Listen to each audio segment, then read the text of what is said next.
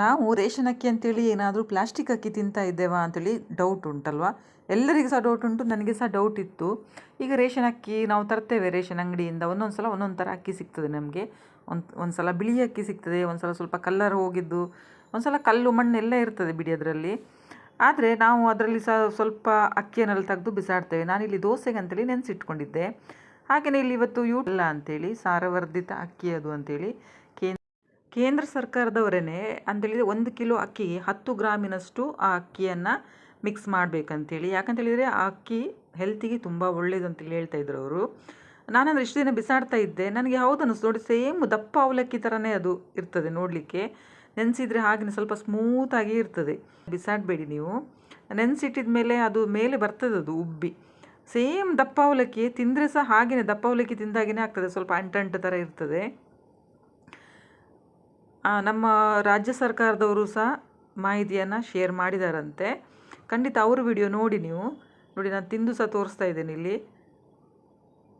ಅಂದರೆ ನಾನು ಮೊದಲು ಸಹ ತಿಂತಾ ಇದ್ದೆ, ಮತ್ತು ಡೌಟ್ ಸಹ ಆಗ್ತದಲ್ವ ಒಮ್ಮೊಮ್ಮೆ. ಎಷ್ಟೇ ಸಹ ಬಿಡಿಸಿ ಹೇಳಿದರೂ ಸಹ ನಮಗೆ ಒಮ್ಮೊಮ್ಮೆ ಡೌಟ್ ಸಹ ಆಗ್ತದೆ. ಖಂಡಿತ ಡೌಟ್ ಪಡಬೇಡಿ, ಇನ್ಮೇಲೆ ಆ ಅಕ್ಕಿನ ಯೂಸ್ ಮಾಡಿ. ದೋಸೆ ಕಡಿಯುವಾಗ ಸಹ ಅದು ಅಕ್ಕಿ ಜೊತೆಯಲ್ಲೇ ಗ್ರೈಂಡ್ ಆಗಿ ಬರ್ತದಲ್ವ. ನಾನು ತಿಂದು ಸಹ ತೋರಿಸಿದೆ ನೋಡಿ, ಈಗ ಸ್ಮೂತಾಗಿ ಒಳ್ಳೆಯದಾಗ್ತದೆ. ನಿಮಗೆ ಇನ್ನೂ ಸಹ ತುಂಬ ಕ್ಲೀನಾಗಿ ಗೊತ್ತಾಗಬೇಕಂತೇಳಿದರೆ ಖಂಡಿತ ಅವ್ರ ವಿಡಿಯೋ ಒಮ್ಮೆ ಚೆಕ್ ಮಾಡಿ ನೋಡಿ ನೀವು. ಇನ್ನು ಮುಂದೆ ಅಕ್ಕಿನ ಬಿಸಾಡಬೇಡಿ, ಖಂಡಿತ ನೀವು ಮಾಡ್ಬೋದು. ಹಾಗೆಯೇ ನಾನು ಇಲ್ಲೊಂದು ಚಟ್ನಿ ರೆಡಿ ಮಾಡ್ಕೊಂಡಿದ್ದೇನೆ ನೋಡಿ. ಇದು ದೇವಸ್ಥಾನದಲ್ಲಿ ನಮಗೆ ಊಟಕ್ಕೆ ಕೂತಾಗ ಸೈಡಿಗೆ ಸ್ವಲ್ಪ ಸ್ವಲ್ಪ ಚಟ್ನಿ ಹಾಕ್ತಾರಲ್ವ, ಅದು ತುಂಬ ಒಳ್ಳೆಯದಾಗ್ತದೆ. ಸ್ಪೈಸಿಯಾಗಿ ಸ್ವಲ್ಪ ಖಾರ ಖಾರ ಇರ್ತದೆ. ಬಾಯಿಗೆ ರುಚಿ ಇಲ್ಲ ಅಂತ ಹೇಳುವಾಗ ಈ ಚಟ್ನಿನ ಖಂಡಿತ ಟ್ರೈ ಮಾಡ್ಬೋದು.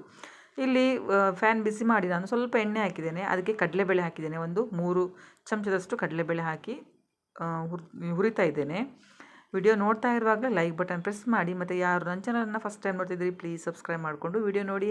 ಹಾಗೆಯೇ ಶೇರ್ ಮಾಡಿ ನಿಮ್ಮ ಫ್ರೆಂಡ್ಸ್ ರಿಲೇಟಿವ್ಸಿಗೆಲ್ಲ ನಿಮಗೆ ಇಷ್ಟ ಆದಲ್ಲಿ. ಮತ್ತು ಕಮೆಂಟ್ ಮಾಡೋದನ್ನು ಮರಿಬೇಡಿ. ನಾನು ಈಗಾಗಲೇ ಇದು ರೇಷನ್ ಅಕ್ಕಿದು ಹೇಳಿದೆ ಅಲ್ಲ ನಿಮಗೆ. ಖಂಡಿತ ಬಿಸಾಡಬೇಡಿ ಅಕ್ಕಿಯನ್ನು, ಖಂಡಿತ ಉಪಯೋಗ ಮಾಡ್ಕೊಳ್ಳಿ ನೀವು. ಇಲ್ಲಿ ನೋಡಿ, ಕಲರ್ ಚೇಂಜ್ ಆಯ್ತಲ್ವ, ಸ್ವಲ್ಪ ರೋಸ್ಟ್ ಆಗಿದೆ. ಅದರ ನಂತರ ಅದಕ್ಕೆ ಮೆಣಸು ಹಾಕ್ಕೊಳ್ತೇನೆ ಖಾರಕ್ಕೆ. ಇಲ್ಲಿ 4 ಮೆಣಸು ಹಾಕಿದ್ದೇನೆ. ಖಾರಕ್ಕೆ ನೋಡ್ಕೊಂಡು ಹಾಕ್ಕೊಳ್ಳಿ, ಯಾಕಂದರೆ ಇದು ಸ್ವಲ್ಪ ಸ್ಪೈಸಿ ಆಗೇ ಇರ್ತದೆ. ಬಾಯಿಗೆ ರುಚಿ ಇಲ್ಲ ಅಂತ ಹೇಳುವಾಗ ಖಂಡಿತ ನೀವು ಟ್ರೈ ಮಾಡಿ. ಗಂಜಿ ಊಟಕ್ಕೆ ಸೂಪರ್ ಆದಂಥ ಒಂದು ಕಾಂಬಿನೇಷನ್ ಇದು. ನಾನು ಟೆಂಪಲಲ್ಲಿ ತಿಂದದ್ದು ಇದು ಇಲ್ಲಿ ಕಟೀಲು ಧರ್ಮಸ್ಥಳಕ್ಕೆಲ್ಲ ಹೋದಾಗ ಸ್ವಲ್ಪ ಸ್ವಲ್ಪ ಹಾಕ್ತಾರೆ ಸೈಡಿಗೆ. ತುಂಬ ಒಳ್ಳೆಯದಾಗ್ತದೆ ಇದು ಕಡಲೆಬೇಳೆದು. ಅದಕ್ಕೆ ಕರಿಬೇವು ಹಾಕಿದ್ದೇನೆ. ಸ್ವಲ್ಪ ಫ್ರೆಶ್ ಇರೋದು ಹಾಕಿ, ನಾನಿಲ್ಲಿ ಒಣಗಿದ್ದು ಹಾಕಿದ್ದೆ. ಫ್ರೆಶ್ ಇರೋ ಕರಿ ಲೀವ್ಸ್ ಹಾಕಿದರೆ ಪರಿಮಳ ತುಂಬ ಒಳ್ಳೆಯದಾಗ್ತದೆ. ಹಾಗೆಯೇ ಇದಕ್ಕೆ ಸ್ವಲ್ಪ ತೆಂಗಿನ ತುರಿ ಮಿಕ್ಸ್ ಮಾಡ್ತಾ ಇದ್ದೇನೆ. ಸ್ವಲ್ಪ ಹಾಕಿದ್ದೇನೆ, ಜಾಸ್ತಿ ಹಾಕಲಿಲ್ಲ ತೆಂಗಿನ ತುರಿ. ಒಂದು 3ರಿಂದ 4 ಚಮಚದಷ್ಟು ಕಡಲೆಬೇಳೆ ತೊಗೊಂಡಿದ್ದೇನೆ. ಹಾಗೆಯೇ ಮೆಣಸು ಹಾಕಿದೆ, ಕರಿಬೇವು ಹಾಕಿದ್ದೇನೆ, ಮತ್ತು ಉದ್ದ ಮೆಣಸು ಅಂದರೆ ಕೆಂಪು ಮೆಣಸು ಹಾಕಿದ್ದೇನೆ ಖಾರಕ್ಕೆ. ಅದು ಸಹ ಸ್ವಲ್ಪ ಲೋ ಫ್ಲೇಮಲ್ಲಿ ಇಟ್ಕೊಂಡು ನಾನಿಲ್ಲಿ ಫ್ರೈ ಮಾಡ್ಕೊಳ್ತಾ ಇದ್ದೇನೆ. ನೀವು ನೀರುಳ್ಳಿ ಬೆಳ್ಳುಳ್ಳಿ ಎಲ್ಲ ತಿನ್ನೋದು ಇಲ್ಲ ಅಂತ ಹೇಳುವಾಗ, ಅಂದರೆ ಹಬ್ಬದ ಟೈಮಲ್ಲೆಲ್ಲ ಈ ಥರ ಸಹ ಚಟ್ನಿ ಮಾಡ್ಕೊಳ್ಬೋದು. ಅಥವಾ ಗಂಜಿ ಊಟಕ್ಕೆ ಸಹ ಈ ಥರ ಚಟ್ನಿ ಮಾಡ್ಕೊಳ್ಬೋದು. ಸ್ವಲ್ಪ ಹುಳಿ ಹಾಕಿದೆ, ಹುಳಿ ಸಹ ಅದರಲ್ಲಿನೇ ಫ್ರೈ ಮಾಡ್ಕೊಳ್ತೇನೆ. ರುಚಿಗೆ ತಕ್ಕಷ್ಟು ಉಪ್ಪು ಸಹ ಹಾಕಿದೆ ನಾನು.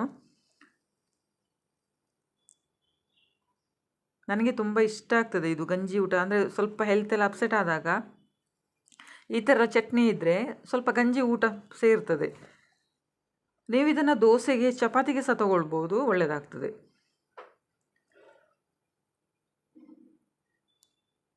ಸ್ವಲ್ಪ ಹಿಂಗೆ ಹಾಕಿದ್ದೇನೆ ನೋಡಿ, ಒಂದು 1/4 ಟೀ ಸ್ಪೂನಷ್ಟು ಹಿಂಗೆ ಹಾಕಿದ್ದೇನೆ. ಅದು ಸಹ ಫ್ರೈ ಮಾಡ್ಕೊಳ್ಬೇಕು.